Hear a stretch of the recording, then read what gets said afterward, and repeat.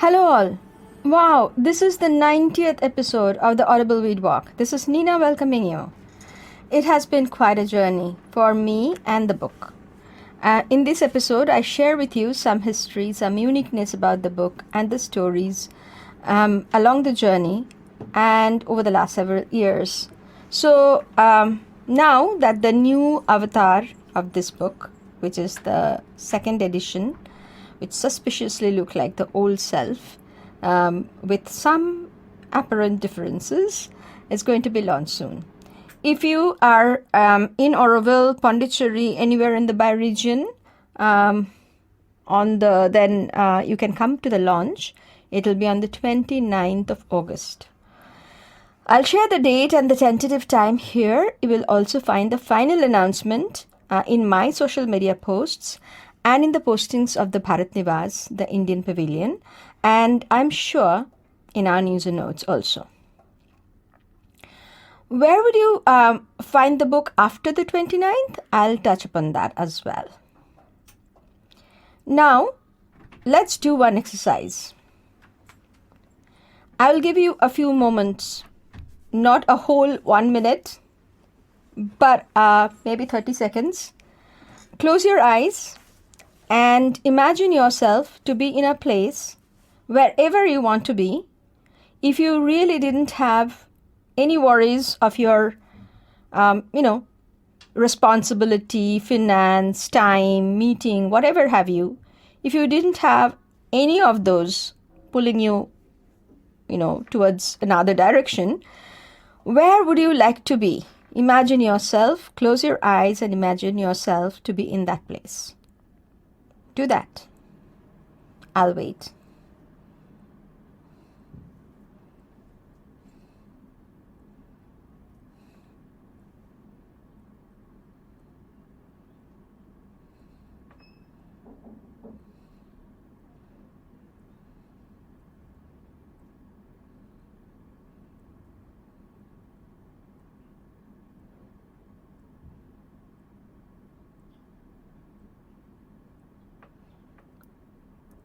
Open your eyes gently.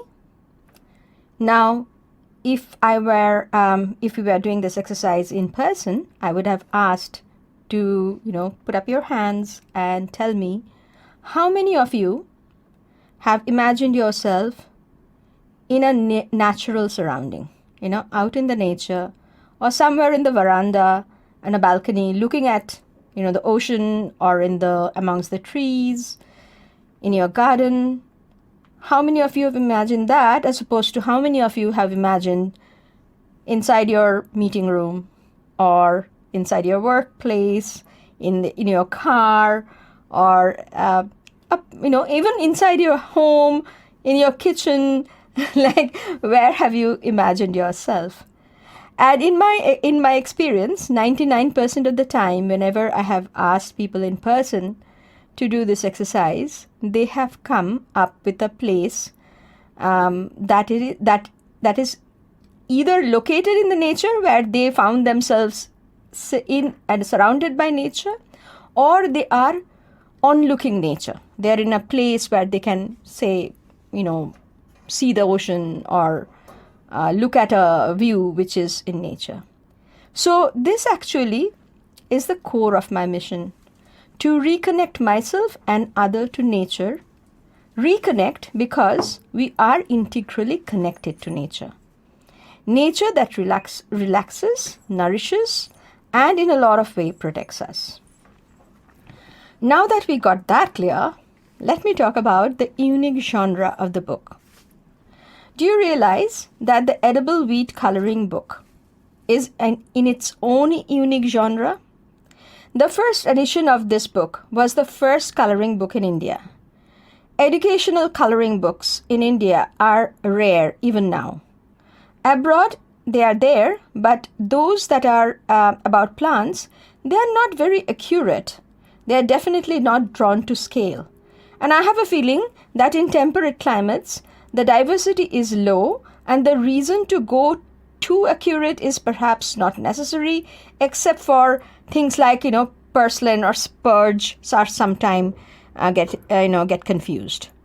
On top, none come with the elaborate colored insert that you can take out while going for a walk with the details on how to pre-process each of the plant before you cook it, before you either cook it or eat as is.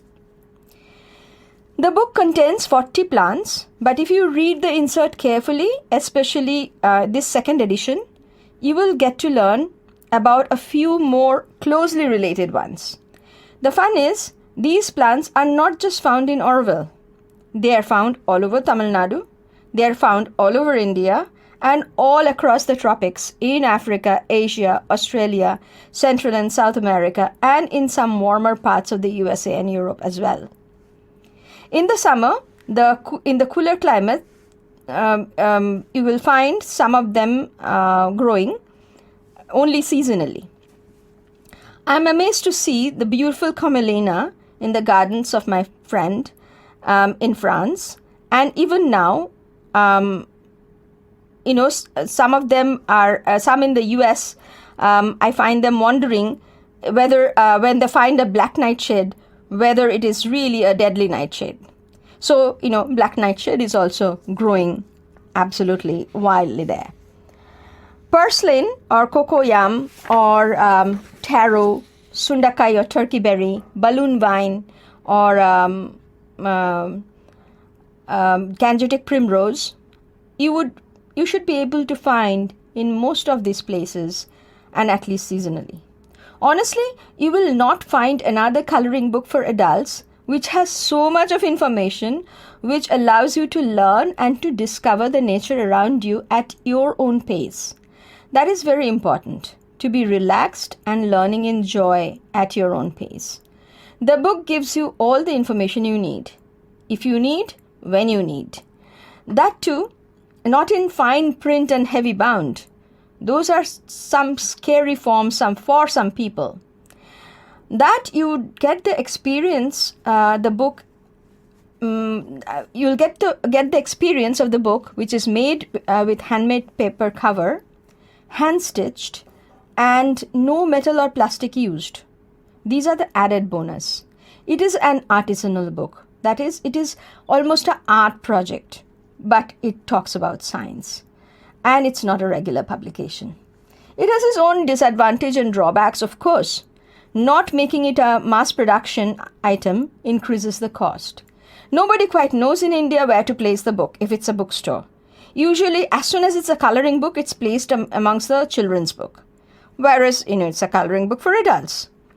And the book do not have a new tax, which we call here in India GST, but all components of the books are now heavily taxed. The paper, the ink, the print, etc.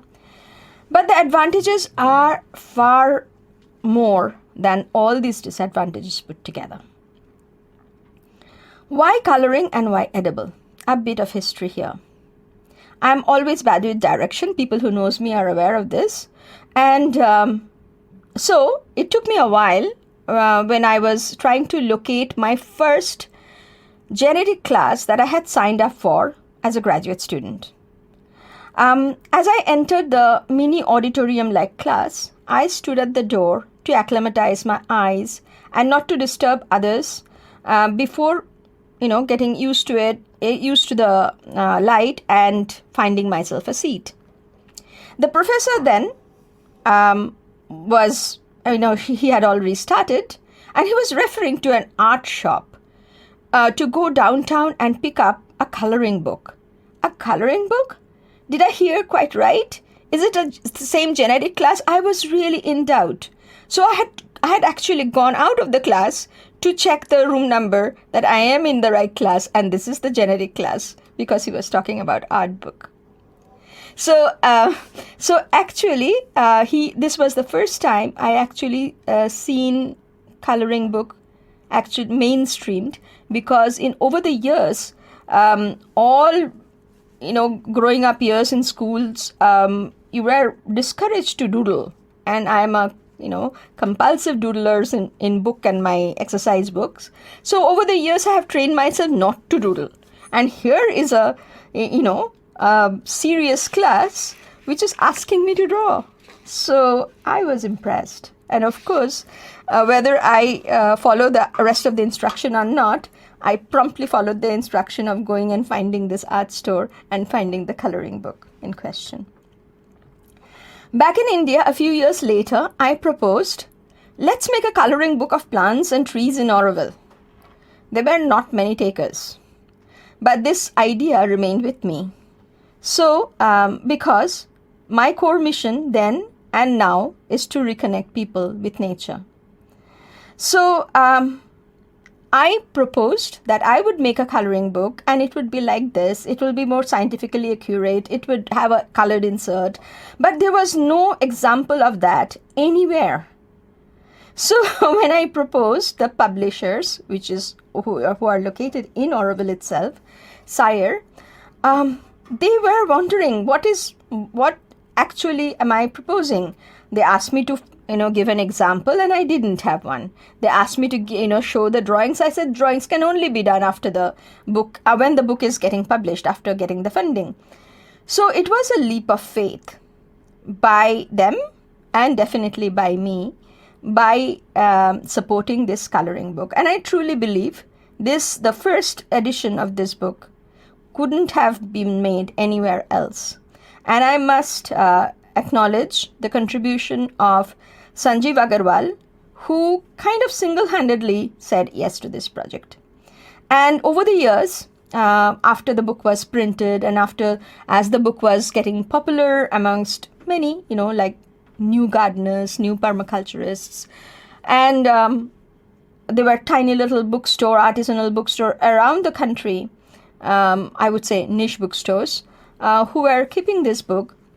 I wanted to actually print the book number 2 and 3, which was always part of the plan. But it didn't happen.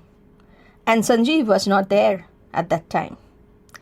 And this second edition is happening because Sanjeev was back. And he called me back and wanted this second edition to be published.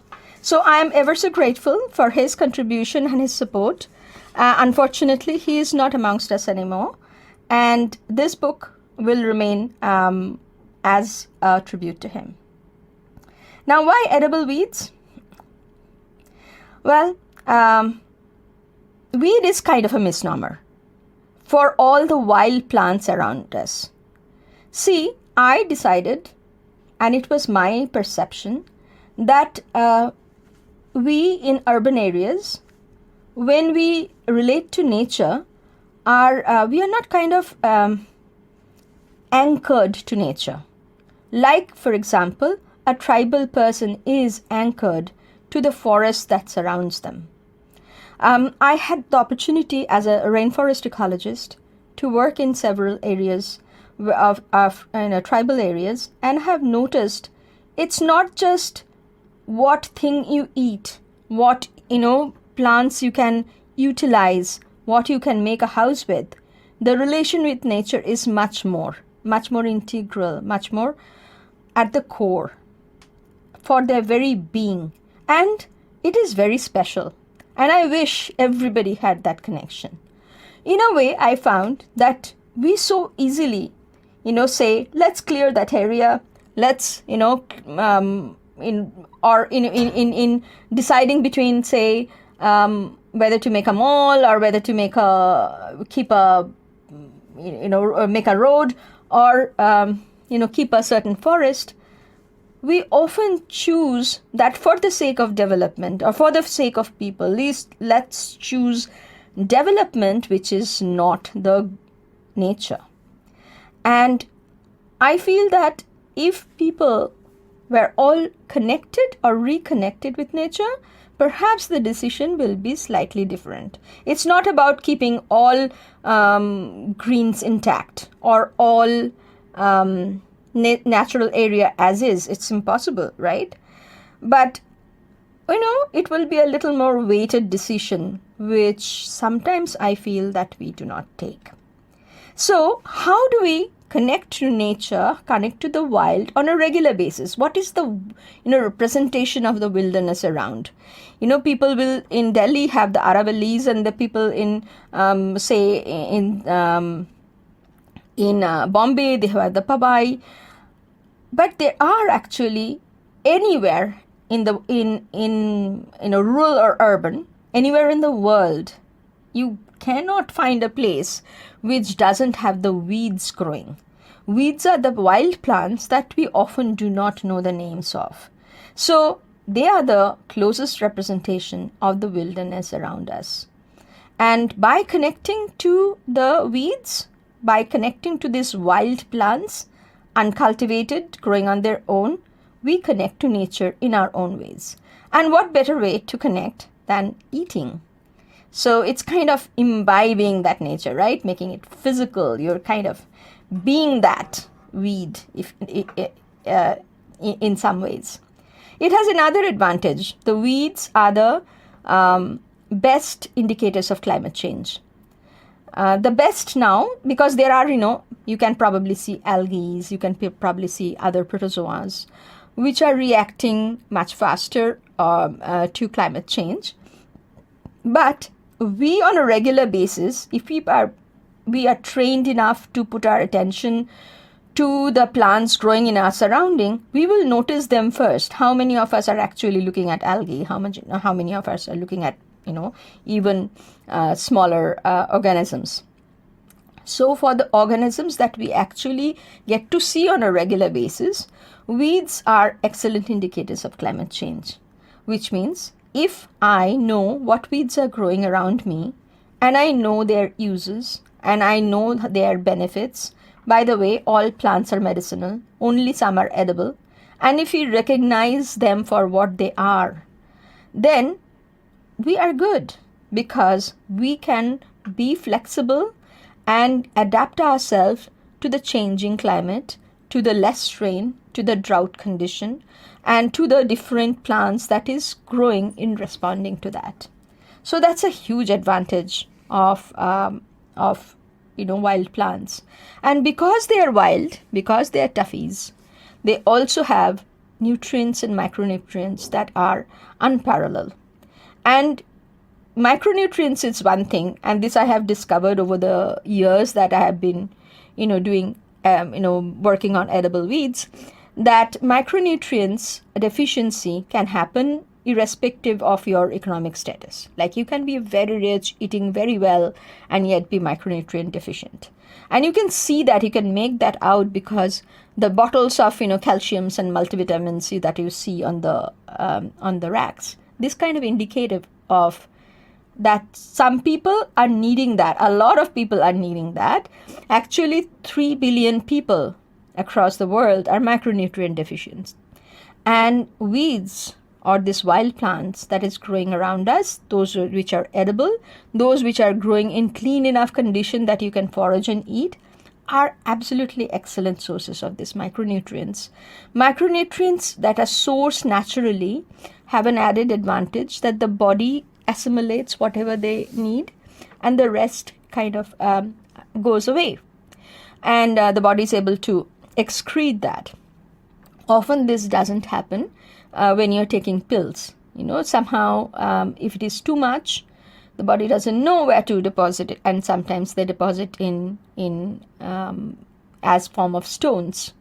In fact, my journey to edible weeds started in that way, in which I was convalescing following detection of a kidney stone. And I actually got better by eating one of the wild plants itself. I had natural treatment. When initially the prognosis was that it's too large and there is no way I could avoid an operation, but I did, and entirely naturally, eating, contacting the right naturopath, and taking the right plants. And once I was cured, I wanted to make sure that this doesn't recur, and I wanted to make sure that what in my lifestyle that I need to change so that this doesn't happen again.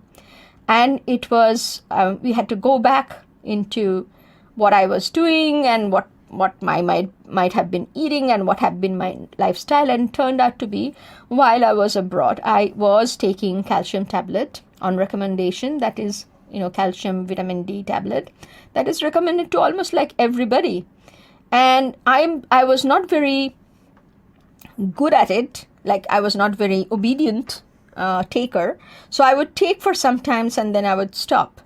But it seems that even when I took, even though I took it for a limited amount of time, it was too much for my body, and it didn't know how to get rid of it. At least that is the explanation this doctor gave, without knowing that I actually lived and had calcium supplements.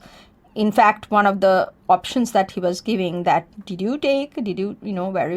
you taking calcium supplements? So it was a kind of eye opener to me.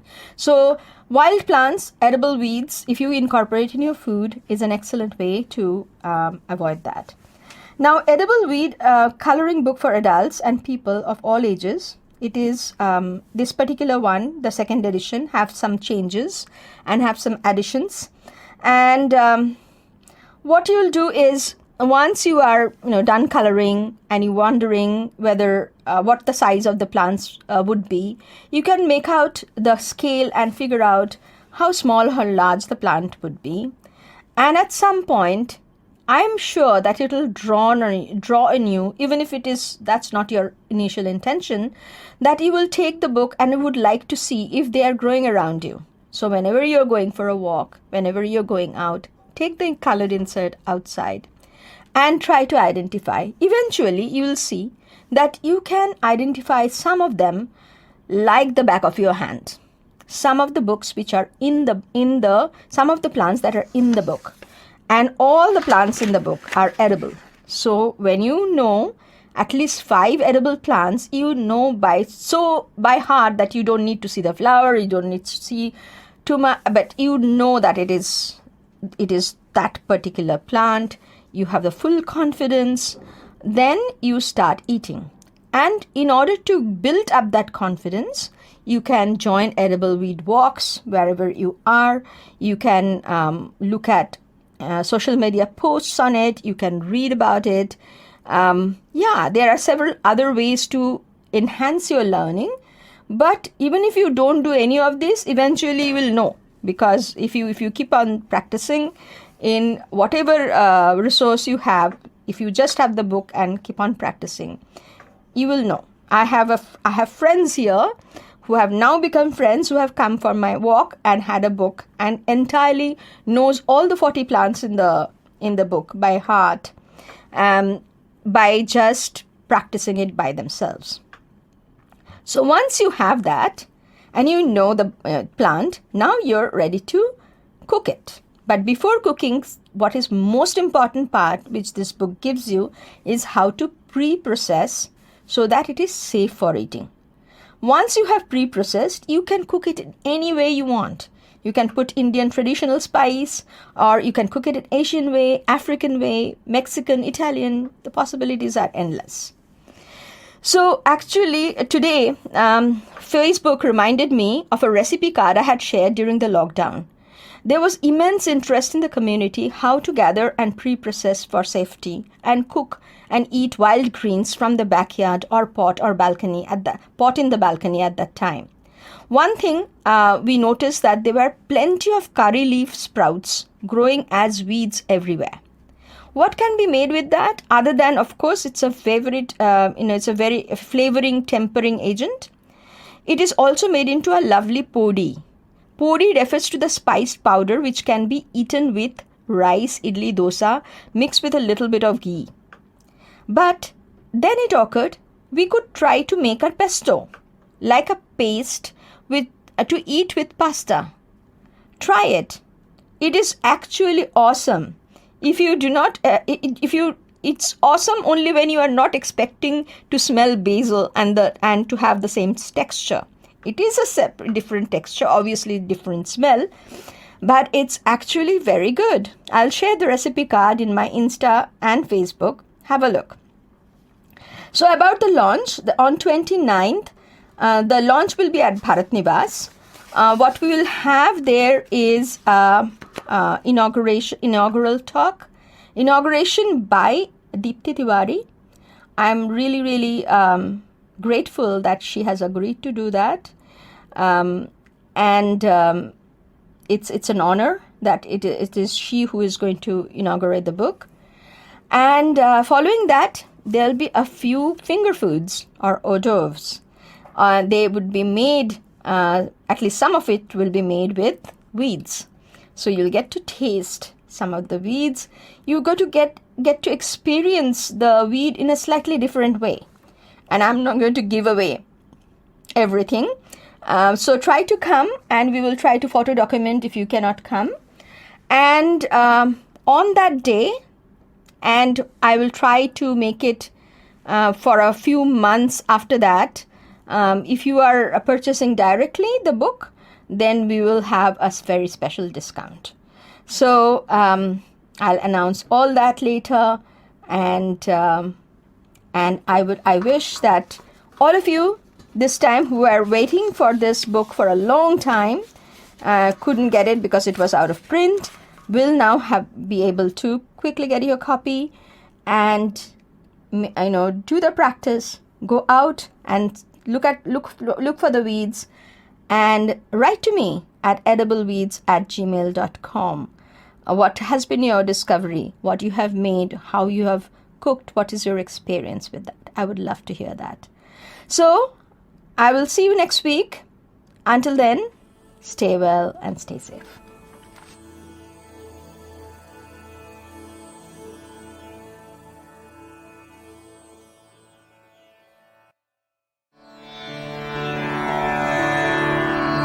This is Audible Radio, voices from the city of Dawn.